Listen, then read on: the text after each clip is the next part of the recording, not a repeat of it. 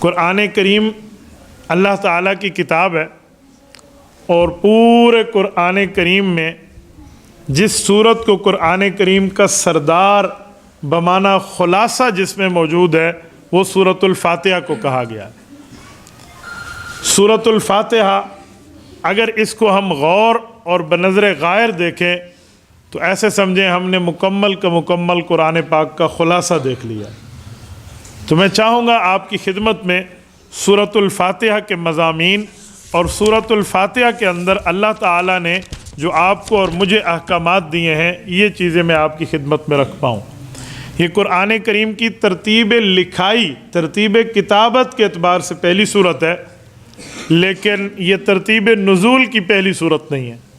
نازل ہونے میں جو پہلی صورت ہے وہ سورۃ العلق ہے، جو ابھی ماشاءاللہ ہمارے حضرت حافظ صاحب پڑھ رہے تھے، اور وہ قرآن کریم پڑھ رہے تھے، اور میں ایک بات سوچ رہا تھا، 4 نسلوں تک تو میں ان کو جانتا ہوں کہ قرآن کریم کے محافظ لوگ ہیں، یعنی محمد ان کے والد صاحب حافظ رفعت یہ حافظ، ان کے والد صاحب قاری عبداللطیف صاحب استاذ الحفاظ، ان کے والد صاحب حضرت مولانا غلام صدیق صاحب وہ حافظ، آگے مجھے نہیں پتہ، لیکن ایک سلسلہ تو ہے نا۔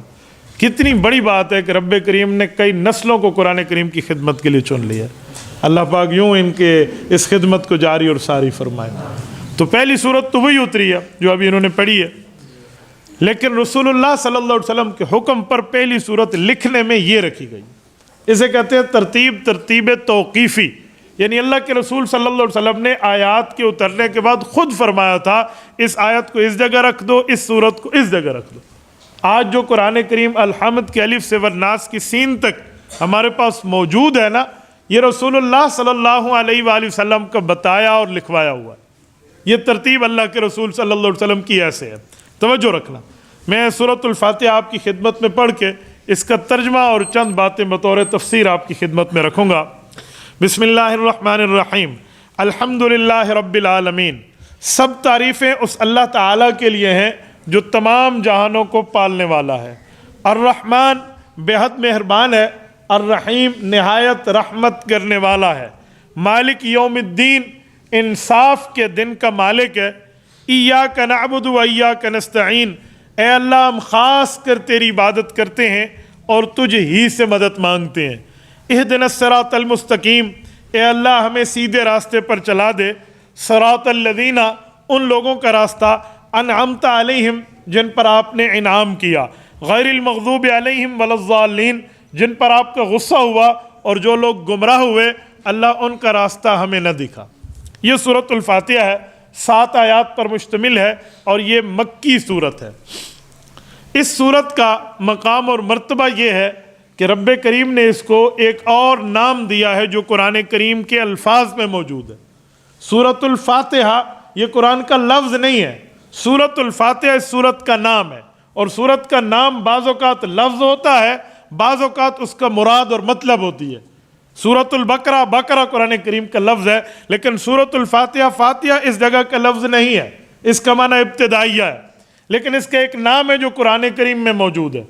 سورۃ الحجر آیت نمبر 88 میں رب کریم نے فرمایا وَلَقَدْ آتَيْنَاكَ سَبْعًا مِّنَ الْمَثَانِي وَالْقُرْآنِ الْعَظِيمِ، محبوب مصطفیٰ ہم نے آپ کو وہ صورت دی ہے جو سبعًا من المثانی، بار بار دہرائی جانے والی ہے، اور قرآن کریم دیا ہے، اس سے مراد سورۃ الفاتحہ ہے۔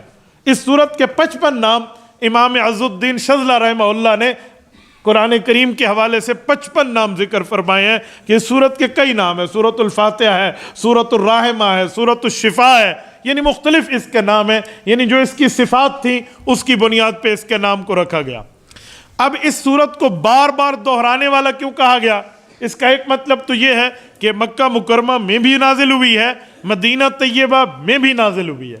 مکہ مکرمہ میں بطور قرآن نازل ہوا، اور مدینہ طیبہ میں القاء فی الروح نازل ہوا۔ القاء فی الروح کا معنی ایک آیت اور سورت جو پہلے اتر چکی ہوتی تھی، اگر کوئی ضرورت محسوس ہوتی اس حکم کو دوبارہ لاگو کرنا ہوتا تو اللہ تعالیٰ رسول اللہ صلی اللہ علیہ وسلم کے دل میں اس کی یاد دوبارہ تازہ فرما دیتے۔ اس کو کہتے ہیں روح فی القلب۔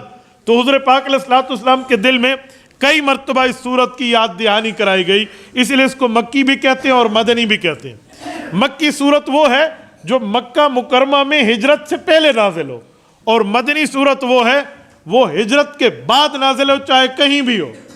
کیا معنی؟